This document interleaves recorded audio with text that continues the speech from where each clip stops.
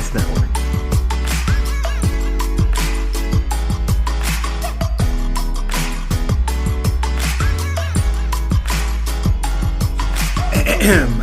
Good evening, everybody. Happy Oscar Sunday. God, it's already February. Jesus. This is Hunter here. Thank you so much for listening to Real Pineapple. This is your, as I just mentioned, lovely host, Hunter. And I'm here with, I don't think you've been on since the Shazam review, that right? was my one and only so far. Which is actually one of my favorite reviews. I really enjoyed that. I had a great time. Thank you for having me back. Allissa, welcome back. Hi, everyone. That is still one of my favorite movie-going experiences, because you were just like, God, my friend is dressed as Shazam, what the fuck is happening? It added another layer of enjoyment to it, I guess, at the end of the day. Yeah. So, and we both enjoyed the movie, too. It would have been cool if we could see Birds of Prey together. You could have worn your Harley Quinn costume. I need to get one of those. So yeah, we're talking about Birds of Prey, and the movie. First off, the title of the movie is way too goddamn long. The full title is Birds of Prey and the Fantabulous Emancipation of One Harley Quinn. This is the pseudo sequel to Suicide Squad. Soft reboot, maybe. Yeah. So it feels like this is the movie they were kind of wanting to make with Suicide Squad, and. Yes. So you know, so Suicide Squad is directed by David Ayer, and who should never work again. So, full disclosure here. So, full spoilers. Obviously, it's been out. You should have, if you're gonna see it, I think you would have seen it by now. But yeah, or at least listen to it or watch it before you listen to this. Dude, exactly. I will say, Hunter, you knew. I think that I made it very clear. I had no expectations going into this. That is correct. Was actually kind of pissed off by its existence from when I saw the trailer, because like Suicide Squad, it seemed they were completely missing the point of this particular team-up group. Yeah. Number one being Harley Quinn is not part of it. So I've read a little bit, not a lot, but I've read enough about Birds of Prey to be like familiar. Yeah, it's one of Gail Simone's best. Yeah, and so and I've read her runs in particular, and so. That was my first thought. I went, why is Harley in this? That's kind of, I was like, that doesn't make sense, really. Why not just make Gotham City Sirens? I'd watch the hell out of that. Which I feel like, we'll get there. But this is what I'll say. This movie right now is at an 80% on Rotten Tomatoes, and we say it on the podcast all the time. Rotten Tomatoes is not gospel. I went back and listened to our review of Suicide Squad. I gave Suicide Squad a C. I have no idea when that happened. Like, I was listening to the review, like, well, a C? Like, it's like, what?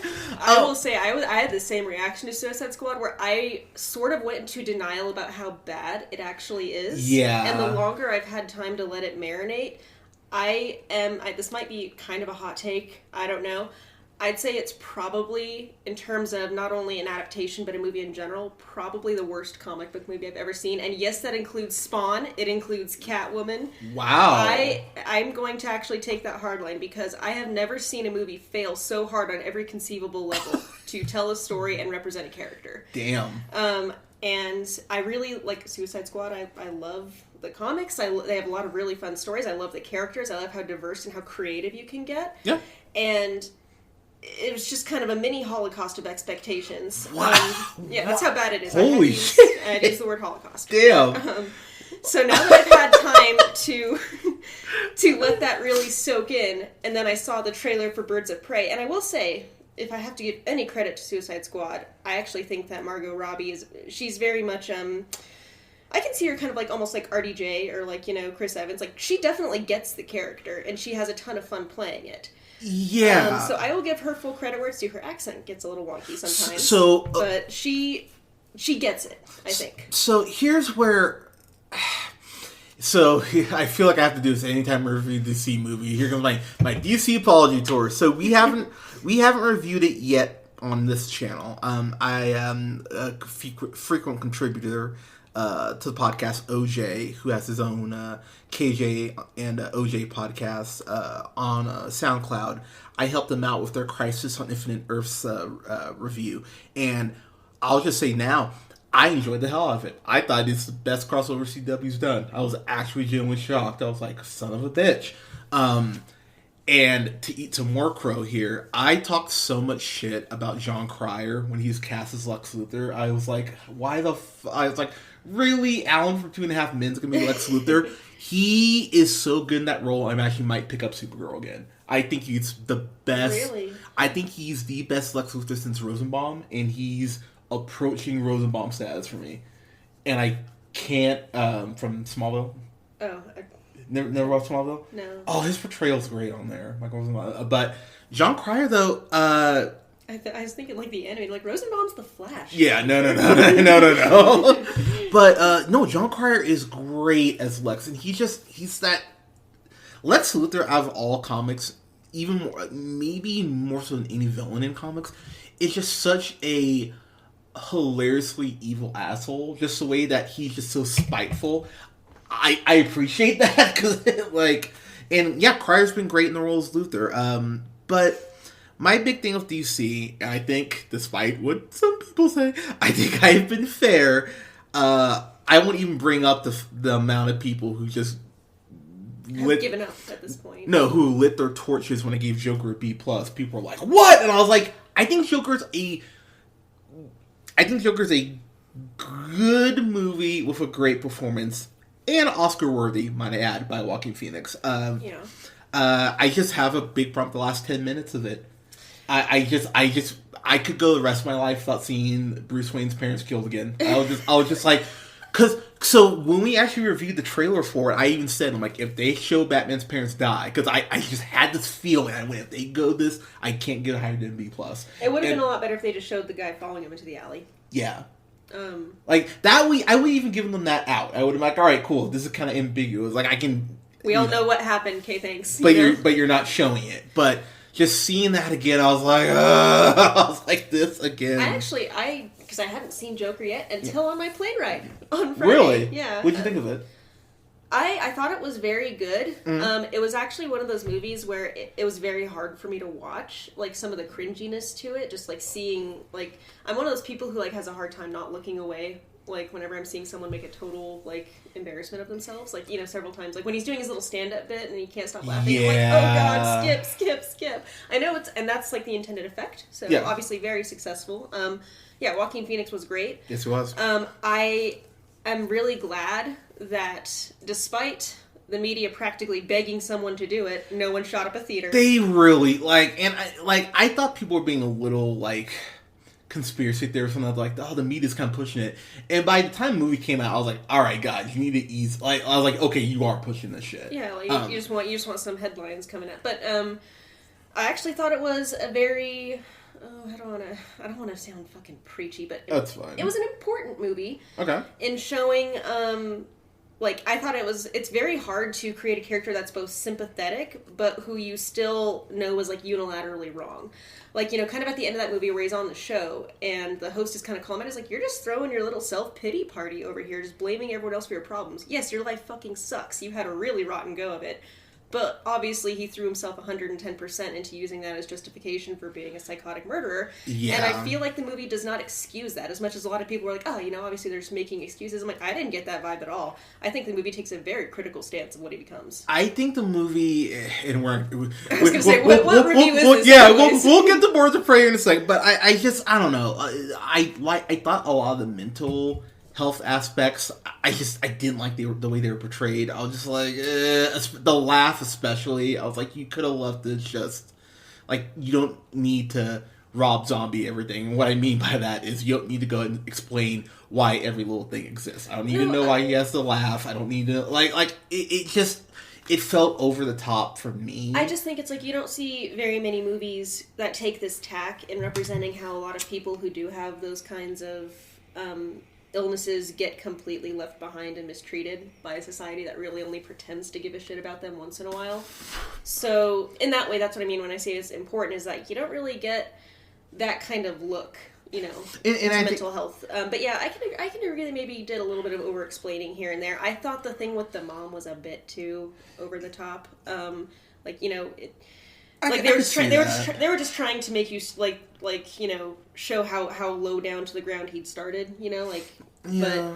So I thought that took it was a little bit too melodramatic, I guess. But overall, I thought it was a very good movie, very depressing, very excellent performance, clean storytelling.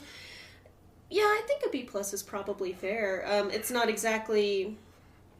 I mean, yeah, the performance is definitely Oscar-worthy, but it's not exactly one where I just, like, I finished it, I'm like, oh, shit, that was fucking mind-blowing. That's how I felt, honestly. I thought the scene where Joaquin is in the train and shoots those guys, and then kind of the almost the revisiting of that scene where the guy is chasing him and he does like the Joker dance at the very end. Like Joker's mannerisms, I thought he just nailed them. Yeah. I was like, this is eerie, but no, he did a great job. And actually, first thing I said to Shane when I was telling him about it, because he hasn't seen it yet. My boyfriend's not much of a movie guy, so he likes me to vet things for him. He's like, am I gonna fall asleep during this one? So thing I told him about Joker, he's like, was he better than Heath Ledger? And I'm like, he was different, and actually, when you kind of think about it, I could very much see how Heath Ledger could evolve out of the Joaquin Phoenix portrayal, like, over a 10-year period. Yeah, where he just kind of becomes more and more irreverent and detached and, you know, and starts to enjoy more and more the violence and the killing. Especially kind of, you know, like, in The Dark Knight, the movement that he gets, you know, all the schizophrenics who kind of flock to him and his henchmen and his big... crews. Like, I could see it, you know, kind of a nebulous connection, but I could definitely see how they could be linked over, like, a 15-year period of him just being the Joker. So the last thing I will say... yes, before we get on to Birds of Prey. No, because I actually want to get your thoughts on it. The last thing I'll say about it is I think you can make a case for Joaquin's Joker being better than Ledger's because you get to see the full descent. Mm-hmm. I think that's the one spot I would go, yeah, now, again, I still think the best Joker performance all the time is Mark Hamill. Don't at me, you won't change my mind. But you could make a very good case for Joaquin in that sense. I honestly, I don't see the need to do a better or worse. I think they're both very good, and both... For the movie that they're each in, they both nail it perfectly. Because, you know, obviously The Dark Knight has a little bit more levity than Joker. You know? Yeah, I mean... So in terms of what they were trying to do in the movies that they're in, they both, I think, perfectly nailed it. So it's funny we're talking about the movie Joker, because yes. if and I think this is where, in a weird way, we owe a unintentional debt to Jared Leto, because if Jared Leto's performance of Joker isn't so... just shit on, we don't get that Joker movie. I agree. Yeah. Because one thing about Suicide Squad, there were some things I actually liked about Suicide Squad. I liked Viola Davis as Amanda Waller. I did too. Because Amanda Waller is just like, you read her in the comics and see her, like, you know, the animated series and all that. She's a badass bitch, and she just does not take shit. And Viola Davis, I mean. I could have, like, when I was watching the Hell to Pay Suicide Squad movie, I'm like, dude, I feel like they completely modeled that character off of Viola Davis' depiction. So same thing, kind of. By the way, next Suicide Squad movie should just be like Batman: Assault on Arkham. Like, that's really, they should just take that movie. I'm super excited to see what James Gunn does with it. It can't be worse than what we got later. But no. but Jared Leto's performance, there's one scene where he like sits on Common's lap, who's playing like a thug, black guy playing a thug, shocker. But but there's that whole scene where he like sits in his lap and he's kind of like saying like, his face. like oh, you want Harley, which we'll get to Margot Robbie here in a second. But that was one scene I kind of went, all right, this is a little Joker-esque. But outside of that, I went, you're swinging and missing every time. Like, he sounded like he gargled rocks and then did his voice. And it sounded very weird. And there are those points where he's talking to Harley at Ace Chemical. He's like, oh, would you live for me? Would you? And he's like whispering. I'm like, what are you doing? The thing is with a character like the Joker is that in the wrong hands, it can very easily come off as a super try-hard edgelord. And that's exactly what Jared Leto did. That's a really good way to put it. You have to be very careful in how... like, because if you're going to go over the top and do it cheese, you have to be self-aware. Jared Leto came across like... he obviously didn't realize what a fucking, like, joke he was in that movie. And he tried to be serious, but at the same time, like, I don't know. It's kind of hard to explain, but... yeah, it's one of those characters where you can very easily come across as try hard. And it's like, look how edgy I am, you know? Yeah, and I'm damaged. I got it tattooed.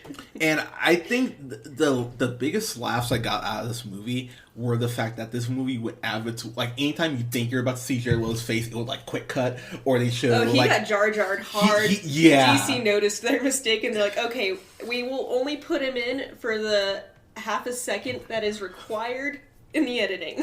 Even when Harley has a drawing of him, there's no damage tattoo. No, it's no like grill. It looks like the old Joker, which is kind of cool. Yeah, that was a fun little tidbit. Which made me laugh so hard. So they were like, "Okay, we fucked up. We're sorry." No, like I said, you got Jar Jar'd right out. Yeah, and so the movie proper picks up with Harley breaking up from. You don't see their breakup. You just know she gets dumped. She gets thrown out on her ass, literally, in a very Batman TAS style scene, which is great. Which I gotta say about the character of Harley in particular, I'm really happy we're getting this new version of Harley. What I mean is, Batman name in this series was where she was created. She was supposed to just be a one-off character, created by Bruce Timm, who should be the running DC, by the way. Sorry, and Paul Dini. Fun fact, by the way, Bruce Timm said there's basically, like, the headaches aren't worth it to him to work in live action films. I believe him. And I'm going to be honest right now, guys, as we jump in, you got to get Bruce Timm and Paul Dini to write her dialogue moving forward. Because, like even if it's just her, they need to be on table. They need to be on a consulting something. Because the frustrating thing with this movie is there's never a point I personally was like, oh, this is bullshit. Like, I wasn't watching it, because I just rewatched Suicide Squad on Thursday, and I forgot how much because for context, honestly, and I was sitting there like, I forgot how much this movie just pissed me off. You honestly don't even need a lot of the context from Suicide Squad for this one, though. You don't. I think they also are trying to pretend that movie never happened, which I appreciate. Yeah, I mean, who can blame them? But I think that, especially post, like, 52, New 52 on, they really went out of their way to go, Harley's competent, and she's not. One thing this movie did that I love is that they showed that she was, like, a good psychiatrist. Like, she was, because prior to that, there have been a couple iterations where it implies that, like, she slept her way through medicine. Yeah. And people have never really liked that because, I mean, could I see Harley being one of those people who, like, manipulates, you know, like a professor? Yeah, but I think that's just a little bit too far and too on the nose. It is. And she is very intelligent. She's never not been, you know, intelligent.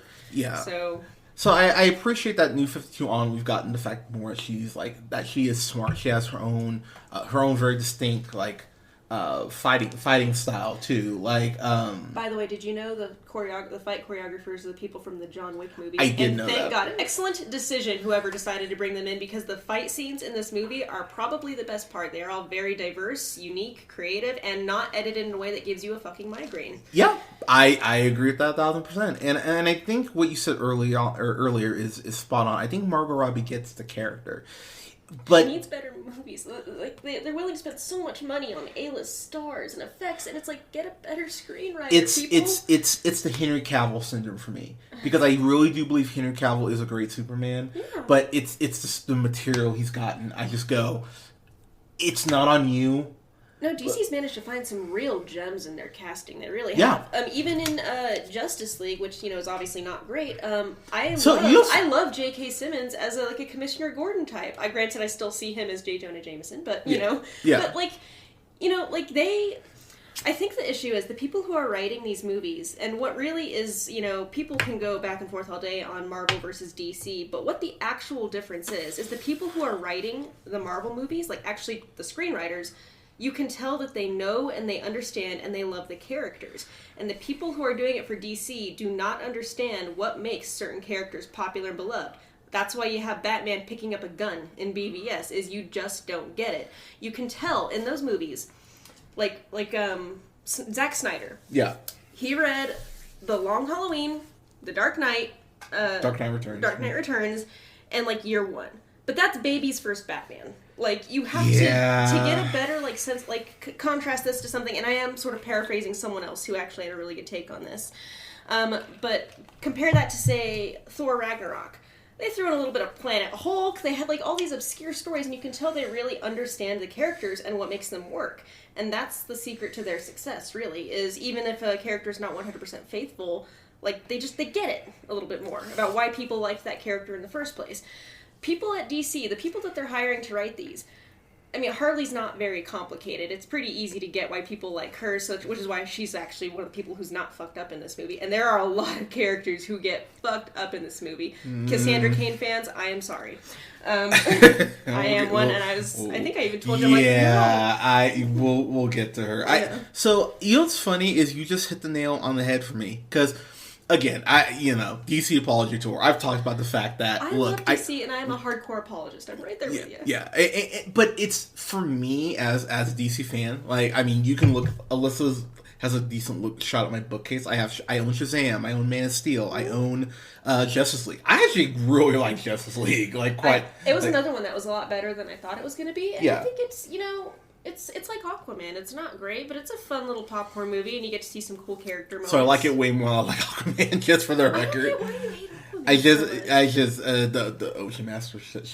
I wasn't a huge fan of it. You didn't like it? It's so cheesy. I love it. But I love Black Manta. He was great. But I own Batman the Animated Series. I own Batman Beyond. I actually gave Alyssa my digital copy of Batman Beyond. I fucking love Batman Beyond. But it's frustrating because some of these characters are so beloved. I was so happy.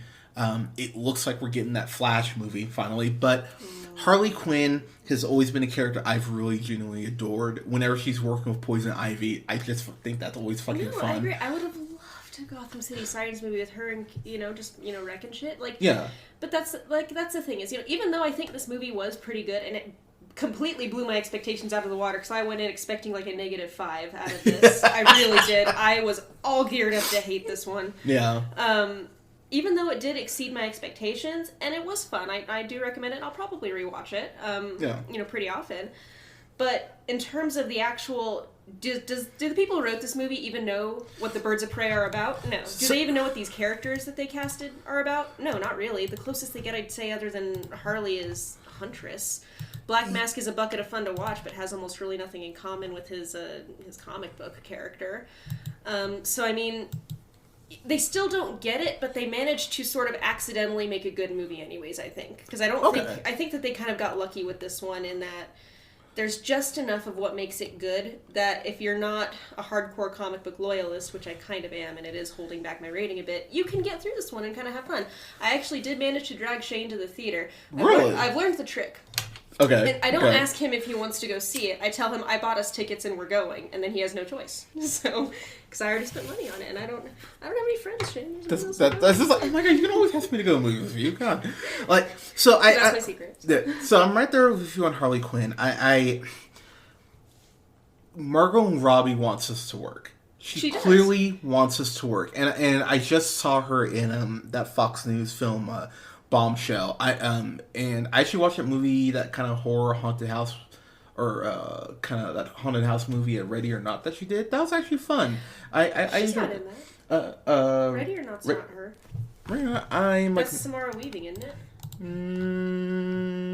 Ready or Not. Look it up. Ready or Not. It's Samara Weaving. It's the same chick from The Babysitter. What movie was I thinking of? They kind of look alike, I guess. What movie was I thinking of? Anyways, but she wants this to work. She clearly wants this character to work. And I think I've seen interviews where she actually, when she was first cast, she really threw herself into learning more about the character. She cares. Same way Henry Cavill really cared, but obviously they weren't taking any of his input seriously. Same way Ben Affleck is a huge comic book nerd, and you could tell he was frustrated. Yeah. I told you it was Samara Weaving. Never mind. She's a producer on this too. Yeah, you can tell. The fact that they're giving the actors a little bit more creative influence is definitely a good thing, because again, the screenwriters do not know what the fuck they're doing. So the screenwriter it's funny you bring her up. That's Christina Hodson. So she did a movie I fucking can't stand called Unforgettable with Katherine Heigl and Rosario Dawson. It's like kind of like a single white female thing. It's fucking terrible. But then she did Bumblebee, which is like the best Transformers movie they've done. I own Bumblebee in 4K. I fucking love Bumblebee. That's a really low bar, but yes, Bumblebee is really good. I mean, yes, I know most, like, every Transformers movie outside of, like, kind of the first one is terrible, with the exception of Bumblebee. So when I heard she was writing this, I went, okay, cool. I'm excited for that. The director they got is Catherine Yan, who has done, like, nothing. She did this movie called Dead Pigs back in 2018. It does have 100%. I never heard of it. Yeah, but I mean, that's all she's done. So I was kind of like, okay, let's see.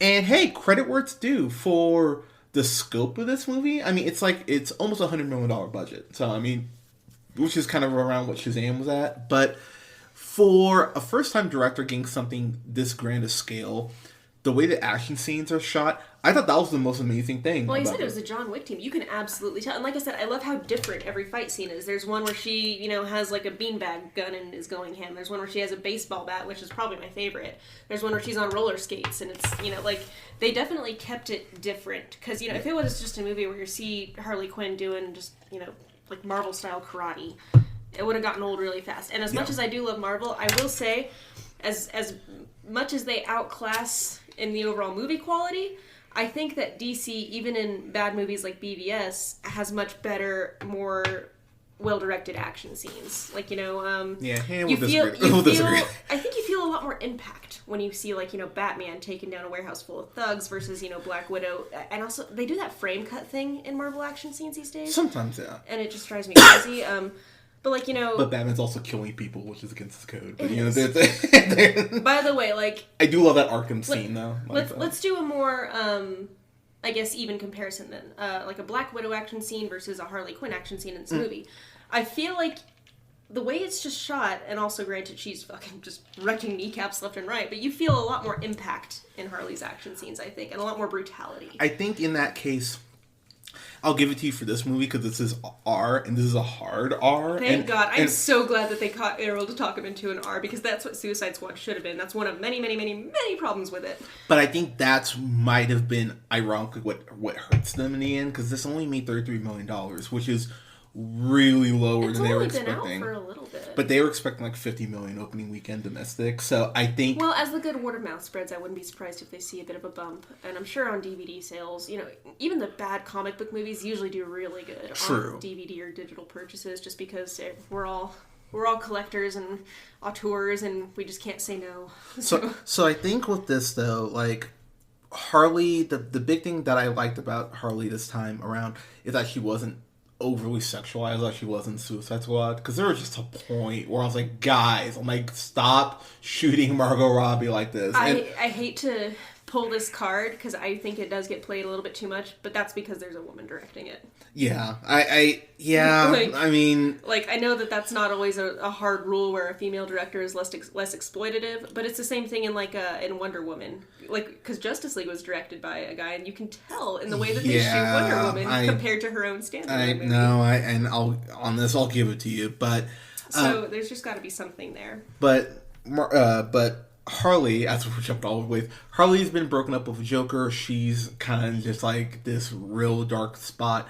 I did appreciate the way that they kind of announced that she's broken up with the Joker to Gotham. So Harley way. So she goes ahead and steals this like tanker from this guy who's on the side of the road taking a piss. Tanker, and she blows up Ace Chemicals. Which I thought was a very nice like wink nod to it. I went, okay. So then it turns into really a John Wick movie, because it's similar to the comics too, where everyone kind of wants to kill Harley. Now that she's not with the Joker anymore, it's basically open season on her, which is from a comic run.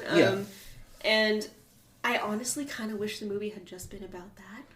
Yeah, so not this fucking diamond. So we're gonna get into my big complaint about this movie, is that I was telling everyone, because people were asking me, like, oh, Birds of Prey, what are you thinking? I'm like, look, I think it's going to be a Harley movie at the expense of Birds of Prey, and I think that's exactly what I got.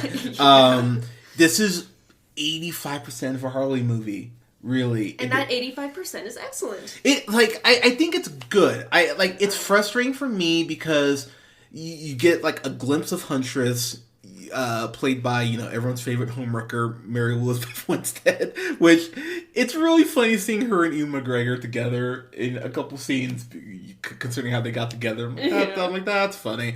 But you don't get a lot of Huntress, and I actually like the character of Huntress quite a bit. I do too. And I feel like that she's one of the ones that they did keep her backstory intact with the Bertinelli, crime family she was born into and all that. Yeah. So, she, I thought, was handled pretty well despite her lack of screen time. She was definitely badass. Costuming was kind of weird. It didn't really look So you like the costuming on her? I didn't dislike it. It didn't look anything like what she actually wears, and I don't know why you bother putting her in an entirely different costume. Fair enough. Black Canary, if you're a Black Canary fan, you see, here's the thing. You can't just take a character, change everything about them, and then just give them the same name as a character that's been in the comics for decades. Cassandra Cain and Black Canary are the worst in this regard. Yeah, so Journey Smollett-Bell plays Black Canary. By the way, did you not call her Diana once? And I was kind of listening for that. They called her Mrs. Lance once, and that was it. Yeah. But she was in that shitty Tyler Perry movie, Temptation, which...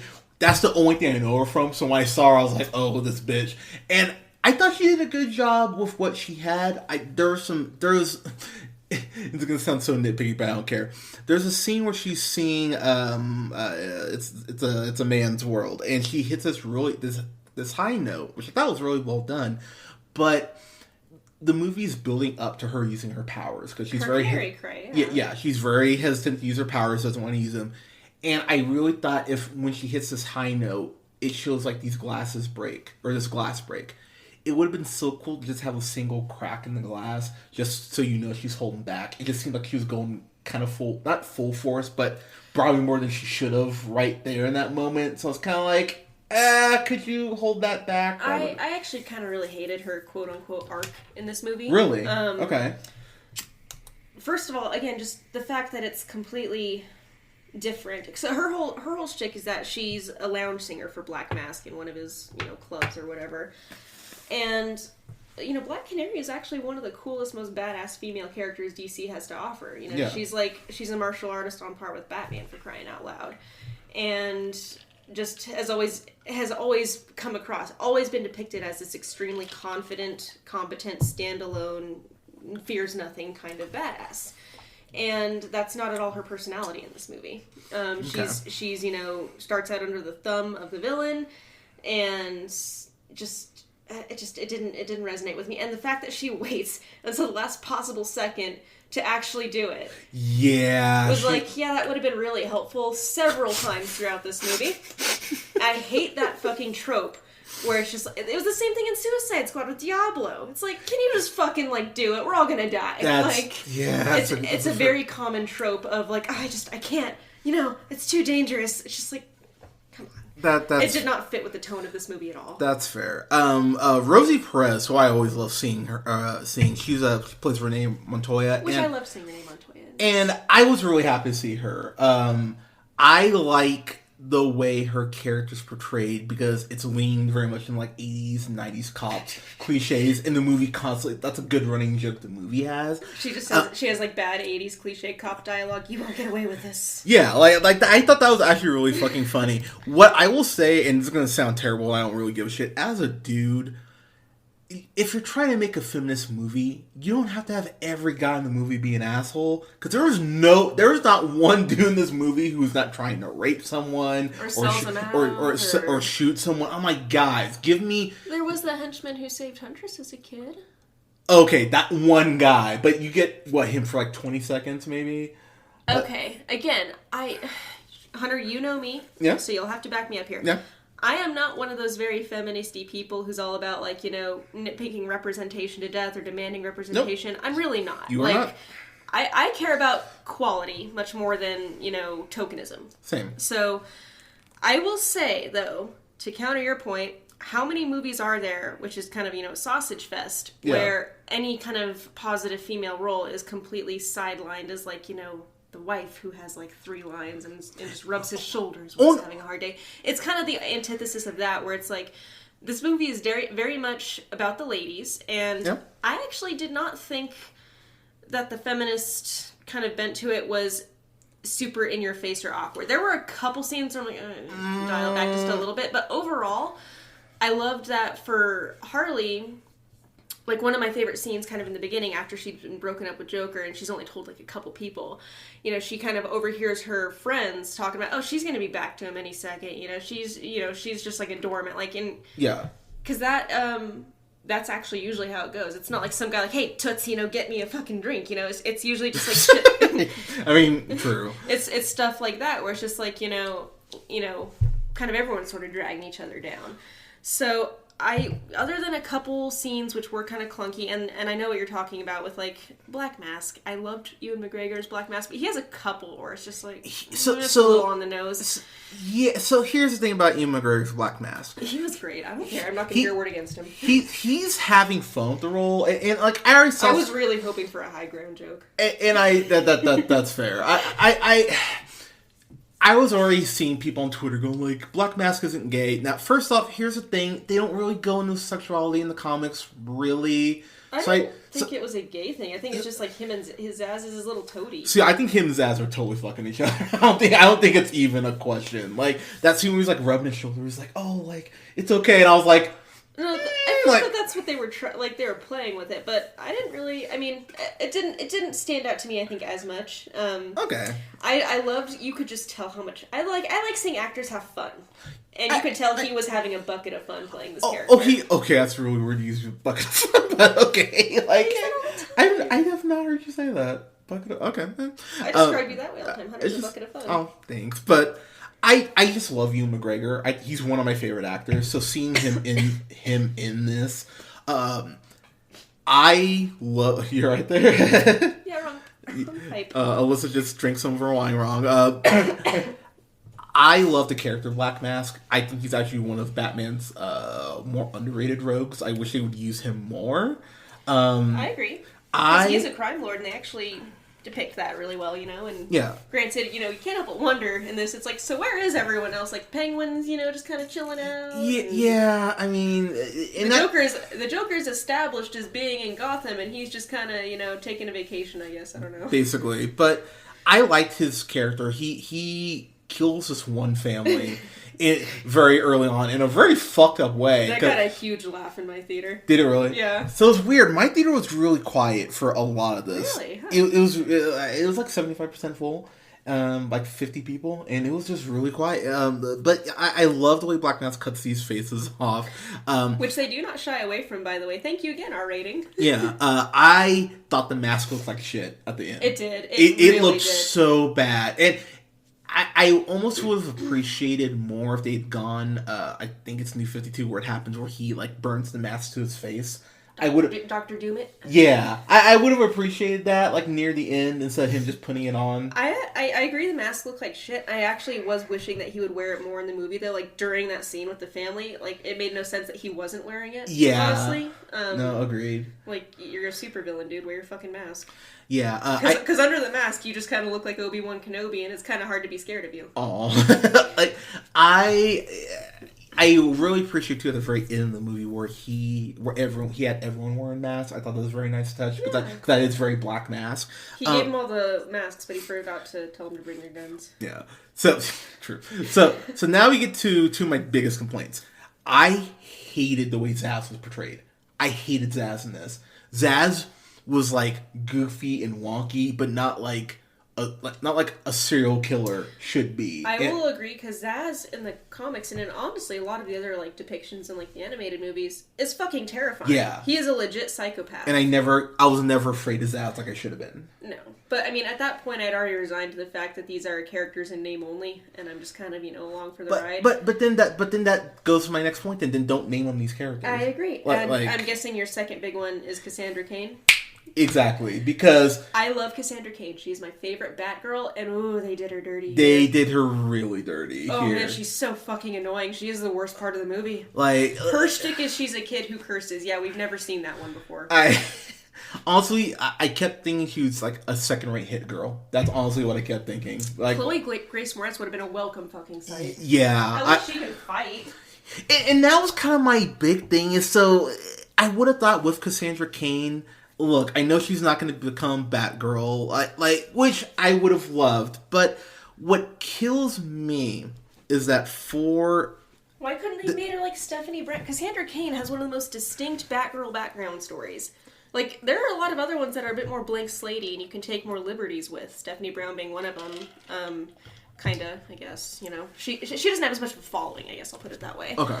But Cassandra Cain is very beloved for very specific reasons in that she has a very interesting background and a lot of really good stories. She's excellent in No Man's Land, for example. Well, she's like Batman of Asia, or Yeah, she's a... Yeah. Who's her mom? She's a one of the assassins. Shiva? That sounds right.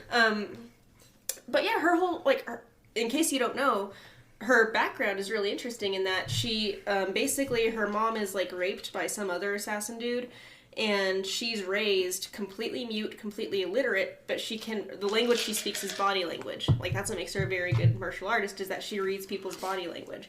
Okay. And her story is that, you know, when she's, like, 8 or 9, her father takes her to kill a mark for the first time, and she reads his body language as she's dying, and it like horrifies her to her core, and she decides she never wants to kill anyone else ever again. Damn. But she's still mute. She's like she's like autistic in that way, you know, almost, where her language is body language. She reads people's body language. Yeah. So interesting. So she has a very interesting background, and also a very fucking kick-ass costume as Batgirls go. Yeah. And this is not at all that. Like, she's a fucking pickpocket whose parents are MIA. Do they ever say they what do happens? not ever say. And that was another thing I was like, they really could have added some attention to Black Mask or Zaz. I would have used it for Zaz and just had Zaz go through and like kill her parents. That would have been something. Yeah. But the thing with Cassandra Cain is that she really is just kind of the tag along with Harley. She's the MacGuffin. She's the thing that they're all after. But again, she didn't need to be here because the plot of the movie was set up really early on, and it was a really great premise. Harley's broken up. It's open season on her. She's got to find her way to avoid all these people and kind of, you know, get things off her back, maybe form some alliances. That's why if this was a Sirens movie, it would have been great, because that would have been her teaming up with Poison Ivy and Catwoman, forming a healthy friendship and relationship with someone for once, because her and Ivy's relationship is so sweet, really. They're like besties. It's so awesome. It is, and so those are some of my favorite episodes of the animated series. Same. Is like them just palling around. Same. So here's the thing, Cassandra Cain. I think you do get a sweet scene with her and Harley when they're like grocery shopping.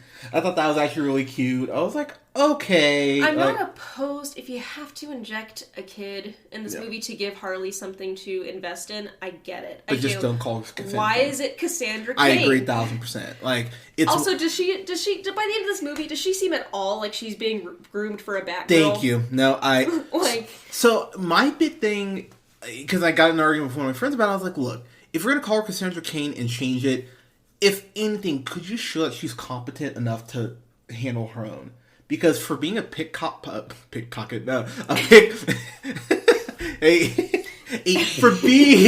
shut up. For being a pickpocket, you would think someone would have chased you down or tried to hurt you at some point. Some of those pulls in that movie, I'm like, how did no one feel? Like, come on. Yeah. She's not a very good pickpocket, I don't think. She's relying on the extreme stupidity of her victims. Yeah. And so, if you're going to do that, at least show that she can throw a punch or do a drop kick or... It would have been kind of cool in terms of like a revamp or like, you know, just kind of, if you actually really want to set the stage, like assuming that DC was ever going to expand upon this story, which they're not. This is obviously very clearly meant to be just kind of a one-off fun Harley story.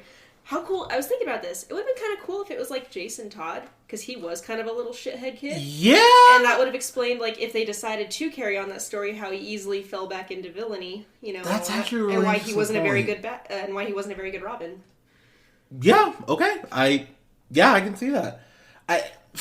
So just kind of going through here,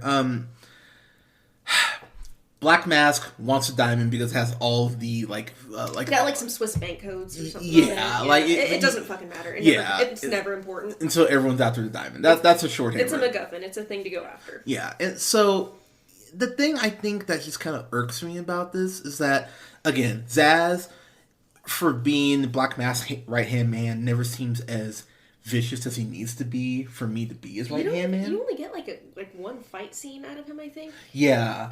You only get to see really his... Granted, he's not much of a fighter. He's a serial killer who preys on random citizens. He's not a fucking supervillain that you like Like, every time in the comics that they come together, he gets his ass handed into him in, like, 5 seconds flat. Because he's not, like, a villain. Like, he's not a villain, but you know what I mean. Yeah, no, I got you. He's not, like, a hand-to-hand. No, he's a psychotic serial killer who likes to prey on, like, women and, like, people weaker than him and cut them up and just crazy shit. Yeah. He's a Dahmer. Yeah.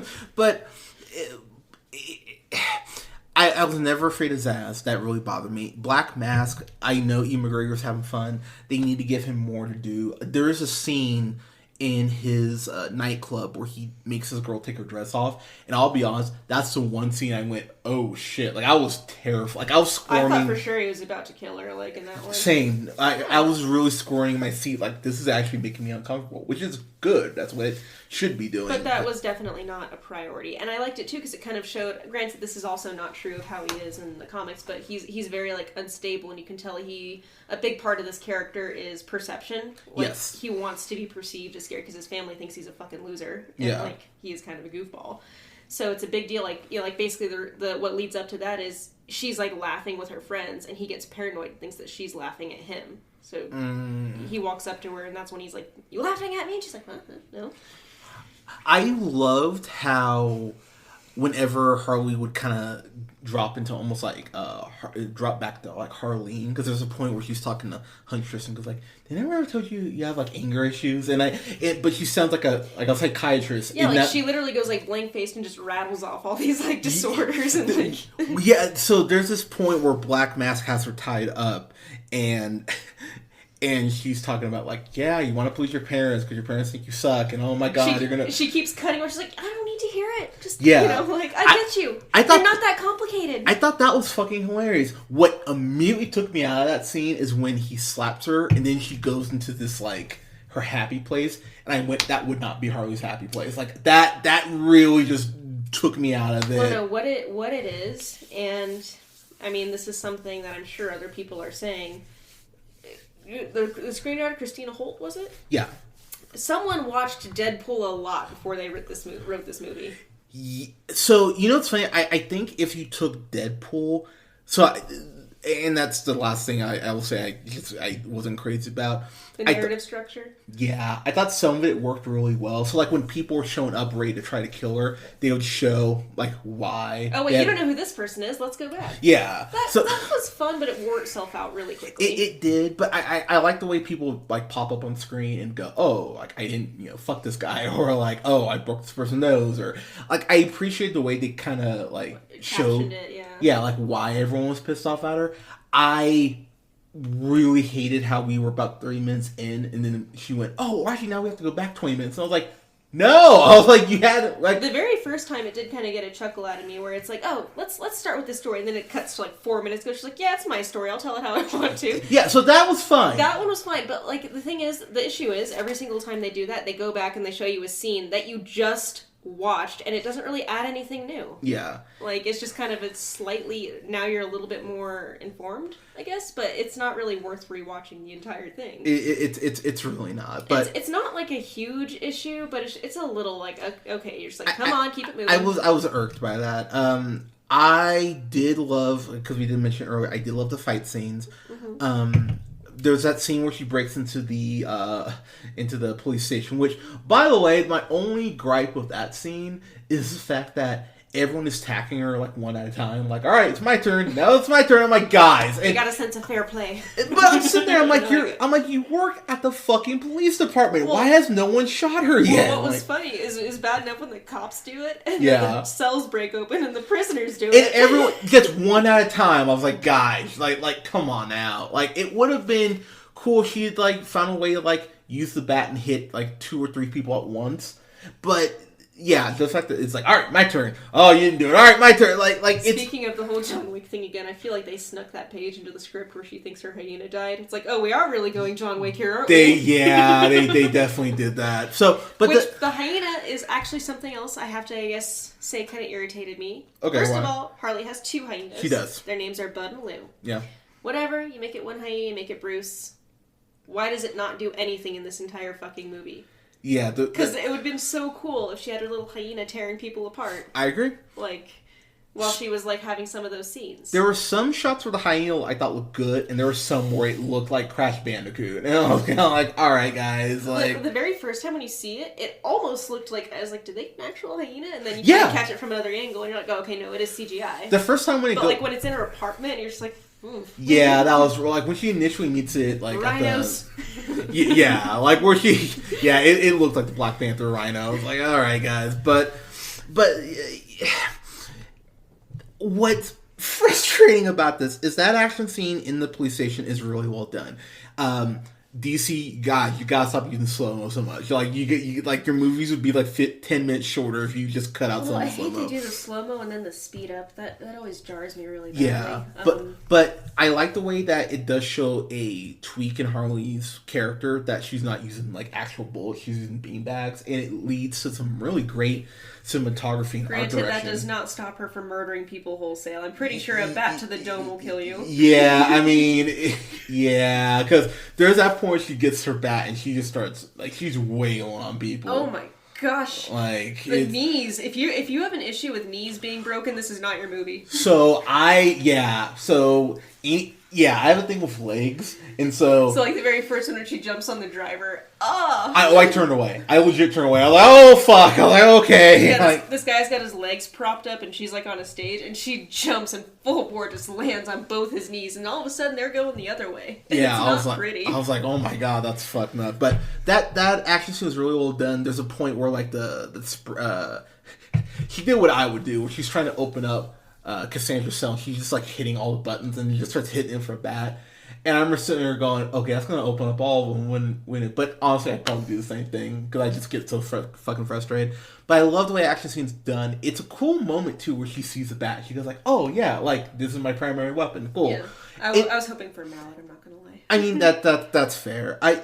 But yeah, no, she's great with the bat too. Were you tripping out when like she snorted that coke and just so they don't come out and say it's coke, but it's clearly coke. Do they need to say it? No. So she's in an evidence locker essentially, and she's hiding behind this big pallet of like baggies of white powder, and people start shooting it.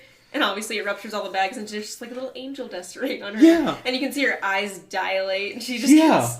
I thought it was a cool scene. Because then she like does this like... I didn't know I wanted to see Harley Quinn fight in a cocaine-induced stupor, but apparently I did. There's a scene though where she jumps off like the box of all this coke and does like a drop kick to this guy, and then like kips up, and then she starts using the bat again. I went, that's really fucking... Like, that scene alone, I went, okay, this is... I liked the one too where it's like they came up to the car and like the door's ajar and she kicks it and it goes right through his head. Oh, that was cool. Great. That was great. And excellent fight choreography. I really can't say that enough. It was like I said, it can be, as much as I do love Marvel movies, sometimes their fights can get very repetitive and a little bit, by the numbers. A good example is I think the very first Avengers where they're, fighting off the Chitauri and everything, where there are a couple standout moments, but by and large, it's very basic, stuff.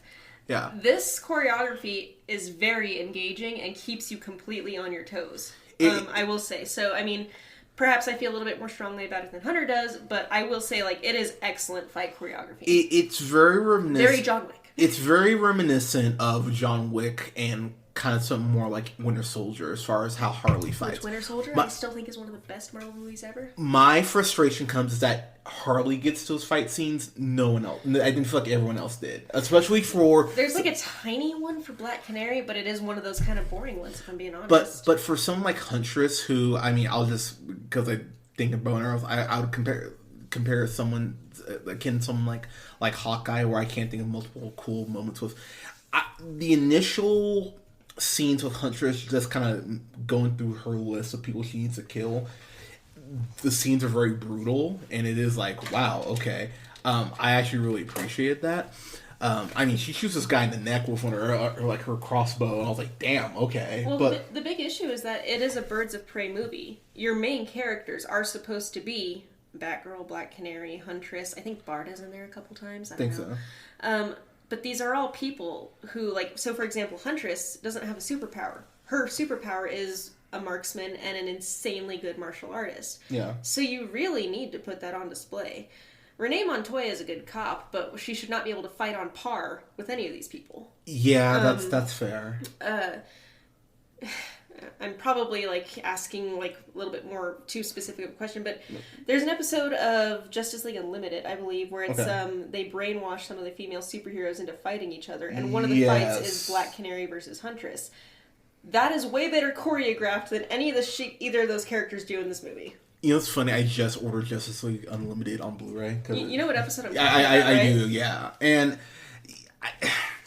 it really does feel like they put a lot of time into Harley, and then the other characters, they're kind of like, oh shit, we forgot about. And it's really disappointing because you've completely killed potential and interest in possibly any of these characters getting a standalone movie, because there's nothing to make them really interesting in this. So I think I wouldn't watch a Black Canary movie based on what I saw in this movie. So from a how do I put this? From a fan perspective, and again, this is me knowing a little bit about the characters, but what I saw from the film, I do want to see a Birds of Prey movie proper. I agree. I would love to see a Birds of Prey movie proper and a Gotham City Sirens movie proper, but I don't know that I have enough faith in them to get it.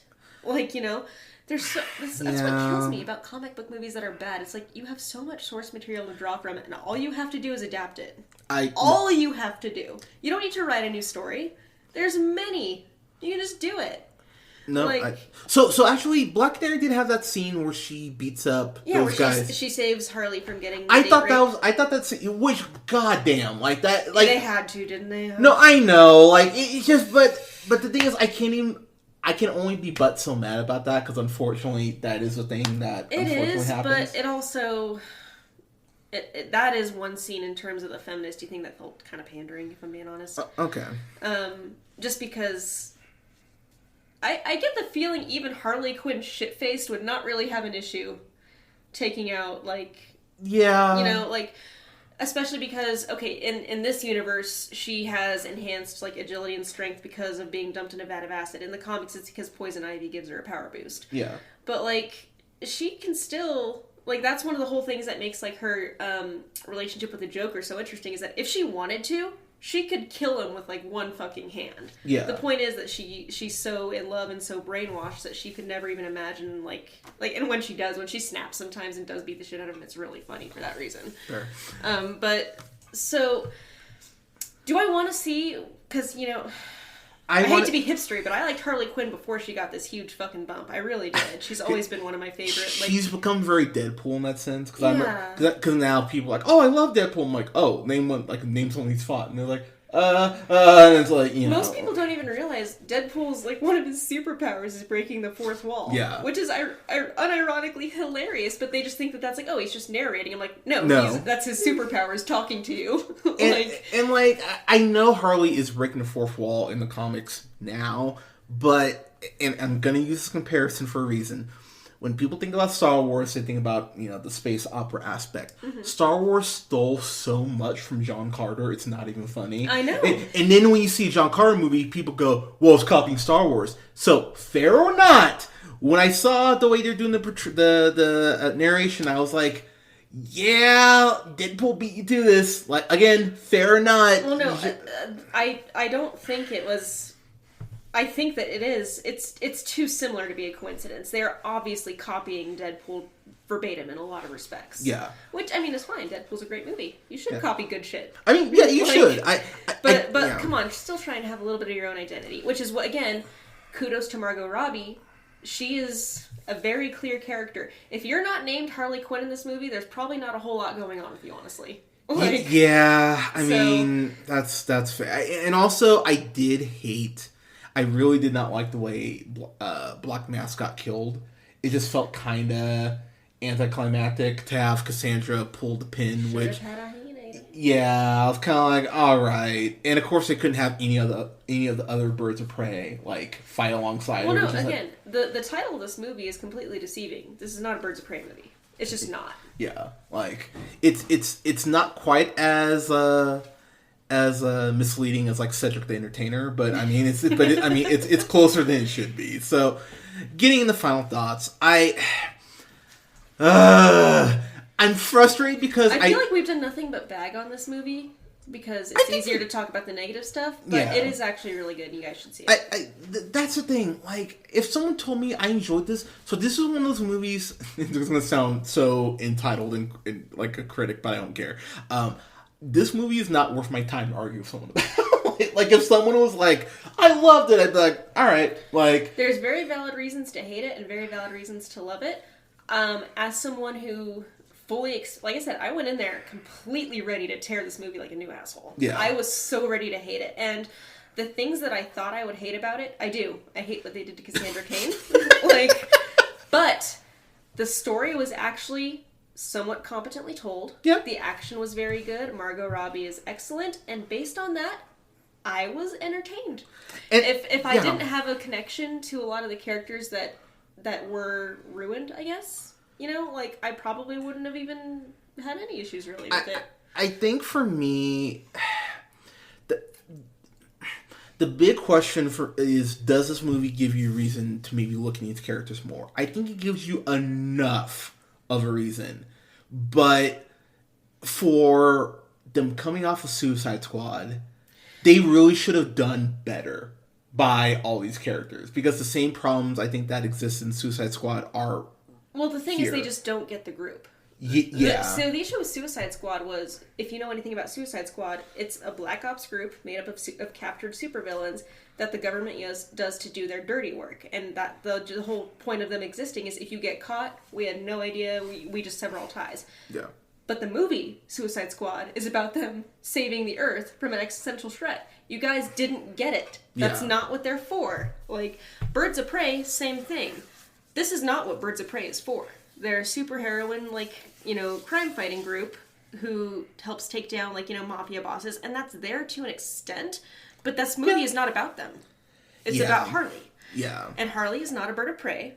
They only say Birds of Prey in, like, the last minute. Yeah. Where she's just like, oh, and by the way, all these other people went off and formed a group and they call themselves the Birds of Prey. But back to me. It's just like, that's literally how it goes. So... And there's not a lot of screen time with them together as a group until, like, the last 20-ish minutes. Like I said, this movie, I think, is accidentally good. Yeah. Because the people writing these movies don't get it. That's why you get people like, oh, Superman's boring. Superman's not boring. He's not. You've just seen these movies that don't get him. All-Star Superman is one of my favorite arcs of all time. If any of you out there do believe that Superman is a boring character, read All-Star Superman. That is my go-to recommendation for people who think there's no merit to the character. Same. Also read Cassandra Cain Batgirl before, like, if you I've read some Cassandra. and that's why I was because I've read a little bit of her, and I was like, this is not. No, she's such a distinct character with a distinct kind of personality and way of living in the world. Like you said, she's an illiterate mute. Yeah. She only communicates with people by like reading their body language, and I feel like that's you could do so much interesting stuff with that premise. I have no idea why they gave the character the name Cassandra Cain. Jason Todd would have been cool. That's my fanon right there. And that's actually a really interesting point. I'll say for me, because again, like now I'm gonna give it a 7 out of 10. Well, okay, so that's you're gonna give it a C? Yeah. Okay. C plushish. So I'm gonna be honest. Me giving Suicide Squad a C, I don't know what I was thinking. That is like, I rarely do retractions on here, but that's a D plus. I don't know why I gave it a C. I think that we were in denial because I had the same reaction. Like I wanted to like it so bad. I had such high expectations, so I made justifications for it that it did not deserve. Yeah. Suicide Squad is absolutely horrible. Yeah. There's almost nothing redeeming in it.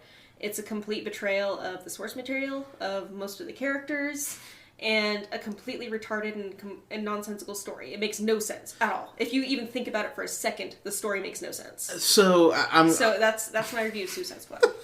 I'm gonna go kind of off of what I said about another movie that I don't think this is pushing a feminist agenda. I honestly don't, because I think this is one of those cases. Cause I don't either. It's if it's feminist, it's more just like an incidental thing. It's just if you don't If you don't like watching movies with like women kicking ass, I don't really know what to tell you. That's what this is. Yeah. It's definitely far and away not as clunky and pandering as like the Charlie Angels reboot, which I also had to sit through. Don't see it. Get out of my head, because that's exactly what I was building up to. So that movie was feminist and had an agenda, and I thought it for the most part missed every single thing it was going for. I never felt angry watching this. I was more because I went, if you would change a couple things here, you'd have I think a great film. The only things to be upset about in this movie are instances of wasted potential. Yeah. Whereas in Charlie's Angels, there's not really any potential to be wasted. First of all, why are we making a Charlie's Angels movie in 2019? I mean, it's a good point, but like you were saying earlier, where it's like every man in this movie is an asshole and a misogynist. That Charlie's Angels takes that and turns it up to fucking 12. Yeah, it was ridiculous. It's true, but I there is an opportunity here, I really do believe, to do right by these characters. I think there's a good movie here somewhere. There's a great movie in there, but it's a good movie as it is, I think. Yeah, I mean, yeah, it just frustrated me because I left the theater because my friend was like, "What'd you think?" I was like, I don't really... That was my thing, is I need to digest a bit. Yeah, I was kind of like, but not even like a bad but I was like, you had chances, and it frustrates me more when I see something where if you just tweak a couple things, this could have been great. So, I know you said, are you going C or are you going C+? I'll go C+. I'm going C+. I'm right there, too. I'm like... are you B- territory? I'm going to be kind. So, you can't ever say it didn't say you could shit. You gotta say Hunter never did nothing for you. Yeah. I'm going to give this a B-, because I think you see this at an early matinee. I think you'd leave the theater going, like, all right. Well, that's why it has an 80% audience score on Rotten Tomatoes. It is entertaining. It is absolutely entertaining. Like I said, the things that piss me off about it are things that I was kind of carrying on my back going into the theater, and then there are just basic narrative kind of things that are a little bit irksome, like you said. Some of the flashbacks do get a bit tiresome, but not to the level where it's like a huge detractor, I'd say. I believe, and I'm going to put it out there like this, if Margot Robbie... Because I feel like where the movie ends up, I feel like we're getting Gotham City Sirens. I feel like that's what we're going towards. I'm worried about that, though, because I don't trust them with Gotham City Sirens. I almost would trust them more because Gotham City Sirens and Teen Titans are my two very favorite groups in all of the DC realm. Titans, well, I won't go off on Titans, that's a whole thing, but I think if you could do a Gotham City Sirens movie well, because I think the scope's smaller as far as who's a part of it. That is one thing I think that's good about this movie that works to its benefit, is unlike Suicide Squad, where they decided to make it like an existential threat, this is a very small scale conflict at the end of the day. And that's what both Birds of Prey and Gotham City Sirens are. Yeah. Is there's small scale conflicts between different criminals and heroes and everything. And there's a lot. It doesn't have to be a world-ending event. You can still do a lot of interesting stuff with these kind of smaller conflicts. I agree. So yeah, if they do make a Gotham City Sirens and they keep it small scale and they get people who know about these characters and know what makes them click together and why they're beloved, I think that could have the potential to be great. I just don't know that I have the faith in them to put that much love into it, because they're not hiring people who give a shit about these characters. For me, and I've said it on the pod before, and I'm going to keep saying it, I know he said that he doesn't want to touch these, but you got to bring in Bruce Timm as a consultant at this point, because there's no one at DC right now who has more earned the right to inject themselves and influence these moving forward than Bruce Timm. Because Bruce Timm... Bruce Timm gets Harley Quinn, for one. It's his character. It's his baby. It's his favorite character, I think he said. Yeah. He knows her. Yeah. And he knows how to write for her, and he knows how to make her compelling.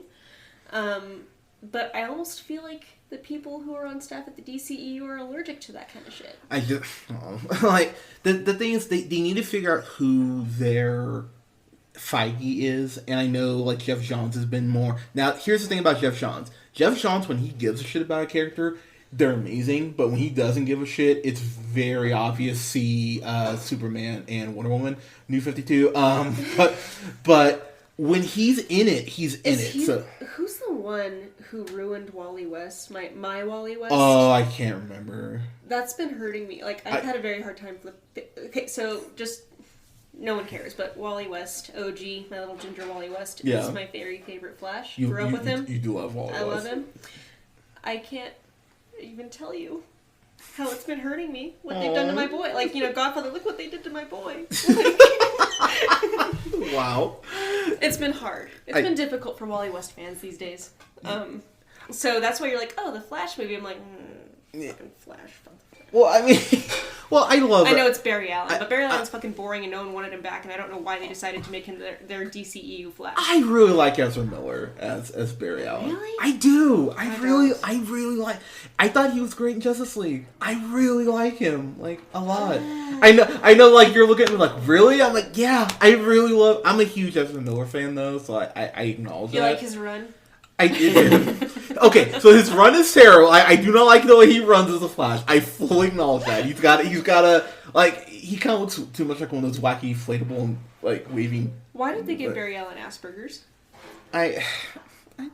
At least I think the only reason that you like him is that he has somewhat of like a standout. Like, he has character traits you can remember him by, which is a lot to fucking ask for in the DCEU. I mean, I love Cyborg though.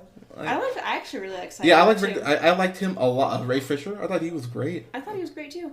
Again, they actually relatively kept his backstory intact. Yeah, which is nice. It's a lot to ask for. But, I hope we get a Cyborg TV show. Aren't we getting a movie? So yes, that technically... Did they cancel it because of bad returns? That was technically supposed to come out this year. Yeah, so we're not getting it. That's so a bummer. By the way, trailer I saw for this movie, Wonder Woman 1984, looks fucking awesome. So I can't wait. Are you skeptical about it? I am, because sequelitis is a thing. So I'm skeptical off that alone. I love that they brought Chris Pine back because their chemistry is excellent. Okay, so here's the thing: Chris Pine needs Wonder Woman 84 because they're not doing any more Trek movies, and I'm sorry, like, he tried to do Jack Ryan, that didn't go well. So I mean, he's a good actor. I like him. Sometimes he is for me. So he needs this movie. I love Pedro Pascal. I think he's a great choice for Maxwell Lord. Like, I was like, okay. Who's he playing? I only saw Hunter's way more in the weeds than I am on this. I've tried to pull back from the DCEU because I can only be hurt so many times. So you know what's really funny you say it like that? That's what breaks my heart, is because these movies... Yeah, he's Maxwell Lord. Yeah. Kristen Wiig is going to be in it as Cheetah? She's Cheetah, yeah. They're actually putting Cheetah in a movie? I fucking dig Cheetah. I dig Cheetah too. Although, if I'm being totally honest, if there was one opportunity to actually get because everyone's all about, like, we gotta get, women of color more roles, Cheetah's a prime fucking... I mean, yeah. Why not? I'll be honest, Lupita Nyong'o would have been great. Oh my gosh, she would have been. I didn't even think about... Oh my god, that was my fan mind. It's like, if I was gonna cast a Cheetah, because she can be terrifying when she wants to be. Cheetah can be terrifying. And she has that accent down, like fucking Pat. That shit would be great. I think Kristen Wiig's a little too old to play Cheetah. And I know it sounds like such a dick comment, but I think she is. Kristen Wiig doesn't have, like, an action physicality. I don't know why they pick her, honestly. She must have had a really great... I'm not going to discount it, because I have been surprised too many times in the last 5-6 years. So to be honest. So I'm not about to... Because I was totally against Gal Gadot at first. I was too, because I'll be honest. I was totally against Ben Affleck. And I will admit, he's one of the only... Him and Jeremy Irons are shining stars in BVS. Yeah. So, Ben Affleck wanted to kill... he wanted to kill... I thought that said Kevin Conroy for a second. I was about to lose my shit. No. There's a sidebar ad that says Kevin Conway dies, and for a second I thought it said Kevin Conroy, and I was about to lose my mind. So we're looking at the supposedly leaked doesn't look look right. of Cheetah. Doesn't look right. And if this is true, because it has not been confirmed, it's making its way on the internet. If that's the look for Cheetah, you can just Google Wonder Woman 84 Cheetah leak. If that's the look they're going with, I'm not crazy about it at first glance. Now, I will say, I wasn't crazy. It kind of looks like the Cats like people. Yeah, it kind of does. I don't like. Now, I will say, I thought Cyborg's suit looked like shit at first. That's because the effects were garbage. But they re-rendered the shit out of that, and I thought it looked pristine by the time Justice League came out. So, I hope, like, maybe it looks better in movement. My whole thing is, it's like, why are they... I think if they were going to make a Justice League movie, I don't think Cyborg was the right choice. One, because I want a Teen Titans movie. I agree 1,000% on that. I would have gone Martian Manhunter. Thank you. Yeah. That was going to be my exact thing. Is like Martian Manhunter, because I love John Jones. He's awesome. And, well, hey... And also, again, another... If we're going for the Wokey points, another chance to cast... Wow. Well, it is, because that's... People have a weird fixation on that. Like, for, I think, Marvel and DC in general. Yeah. There's a huge push towards that. So... It's good when it's like, if you can make it like meld perfectly, like that's why it's like, why haven't we gotten a Jon Stewart Green Lantern or... So they granted, he's not my favorite. They kind of... I'm a huge fan of Jon Stewart. I love Jon Stewart, but Guy Gardner's my dude. I love the Meatheads. Okay, I haven't read a lot of his, so I can't He's comment. A fucking moron. It's great. I love stupid dumb fucks. Okay. They're so much fun to watch. But, so, okay. Martian Manhunter, he's on Supergirl, and he's actually really good on there. Who'd they get for him? I can't even think of the actor's name. I'll have to look it up. But you have like 80 tabs. You're stressing me out on your fucking desktop, right? So you need to close some of those. I'm sorry, but thank you. Okay, is that better? It's better. Are you good? My heart rate's coming down. Okay, good. But this is a lot. Like, we're just kind of talking DC shit now, but whatever. Yeah, if you're still listening, you're a trooper. Yeah, I'm just having too much fun talking to Hunter. Oh no, you're good.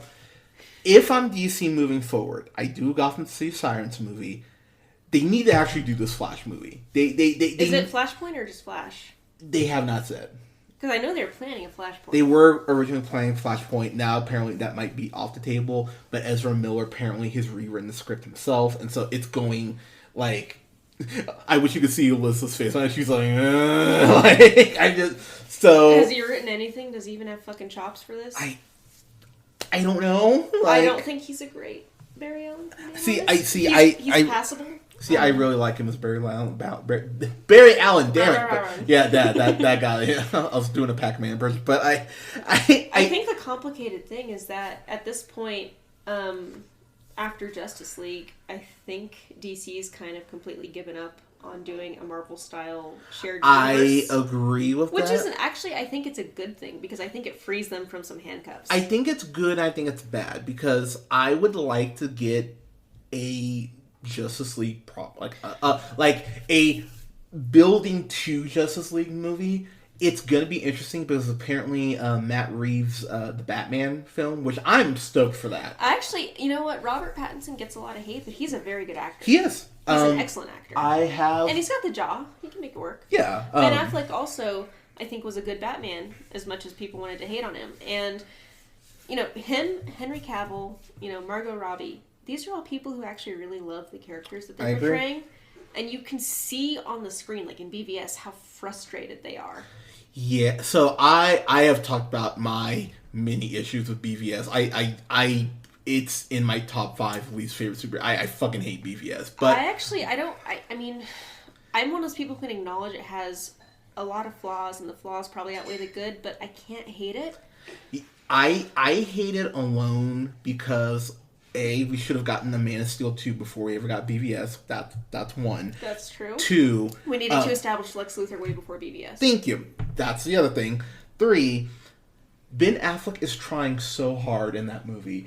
And they don't deserve him. It honestly pisses me off as a fan, because anytime he's acting with Henry Cavill, he's just looking at him with the most disdain, like, you are not carrying your part, you lazy son.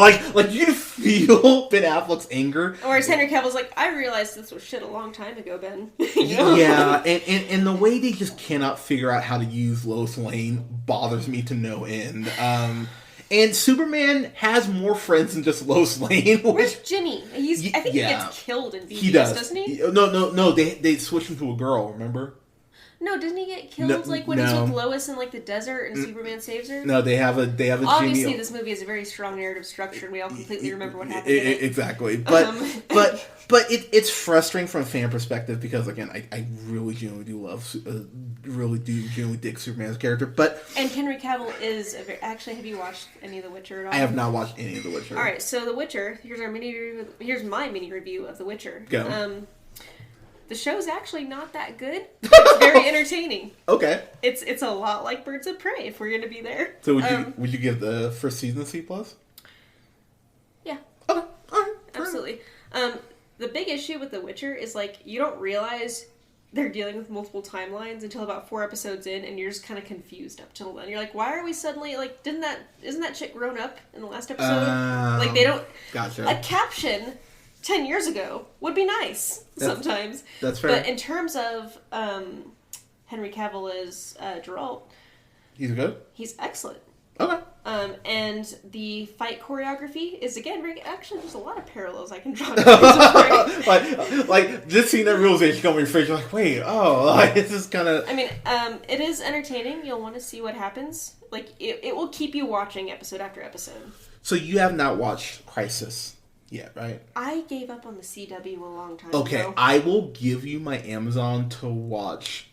I have Amazon Prime. I don't need your help. Well, but okay. Do you want to buy each episode?